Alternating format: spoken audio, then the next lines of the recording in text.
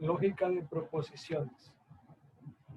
En la lógica de proposiciones primero hay que entender qué es la proposición. La proposición es una oración que puede ser verdadera o falsa. En este tema lo que hace es convertirla en valores de verdad, verdadero o falso. Entonces, observamos que va a utilizar una fórmula, en este caso 2 elevado a la n, donde ese 2 indica las opciones verdadero o falso, mientras que esa n va a indicar el número de proposiciones. Una vez resuelto el ejercicio de tabla de verdad o inferencia lógica, entendemos lo siguiente. Una tautología es cuando todos los elementos son verdaderos, una contradicción es cuando todos los elementos son falsos, y una contingencia cuando hay combinación de verdaderos y falsos. Entonces, ahora sí, en base a esta pequeña teoría podemos entender lo siguiente. El valor de verdad. El valor de verdad es una forma de inferencia en la cual podemos observar que a través de simbologías podemos deducir esa respuesta. Tenemos la negación, que su operador lógico en este caso es negación, su forma de lectura es no, la simbología es que en este caso algo parecido a lo que utiliza la letra ñ. El valor de verdad en este caso implica lo siguiente. Esta tabla está estructurada de tal forma de que solo obedece a una respuesta en común. Por lo tanto, cualquier otra combinación simplemente es el caso contrario. Ejemplo, sabemos que si está negado un verdadero, automáticamente va a ser falso. Si está negado un falso, automáticamente verdadero. En la conjunción observamos que la lectura se lo denota con la letra I. La simbología es parecida a un triángulo con la parte de abajo que no está completada. Y observamos que cuando ambos elementos son verdaderos va a dar como resultado verdadero. Aquí viene la condición que mencionaba. Caso contrario va a ser falso.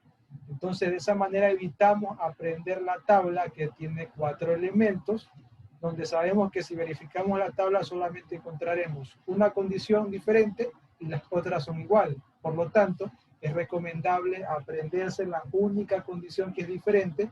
De esa manera, con la tabla que observamos en pantalla, podemos comprender todos los operadores lógicos sin necesidad de estudiar toda la tabla. Entonces aquí me dice, cuando ambos son verdaderos, va a ser verdadero. Caso contrario, falso. La conjunción negativa se le dará de lectura como el ni, utiliza una flecha hacia abajo, y cuando ambos son falsos, va a ser verdadero. Caso contrario, falso. La disyunción inclusiva, en este caso se va a leer como o, en algunas ocasiones también la e puede ser utilizada. La simbología es una v, parecida a una v. En este caso, cuando los dos elementos sean falsos, va a ser falso. Caso contrario, verdadero. En la disyunción exclusiva, también utiliza la lectura como el o, porque es o lo uno o lo otro, por eso también es válido el e. Entonces la simbología que utiliza cuando es exclusiva es con una rayita en la parte de abajo, como el valor que tenía la anterior. Entonces aquí sí hay dos condiciones que debo entender. Cuando ambos elementos sean iguales, para poderme aprender mejor, cuando ambos elementos sean iguales, el resultado va a ser falso. Aquí observo dos verdaderos, falso. Dos falsos es falso. Vuelvo a repetir, cuando ambos elementos sean iguales va a ser falso. Tenemos ahora la condicional. La condicional es el sí, entonces, que utiliza una flecha apuntando hacia la derecha. Simplemente la condición es cuando el primer elemento es verdadero y el segundo elemento es falso, va a ser falso. Caso contrario va a ser verdadero. Tenemos por último el bicondicional, sí y solo sí es su forma de lectura.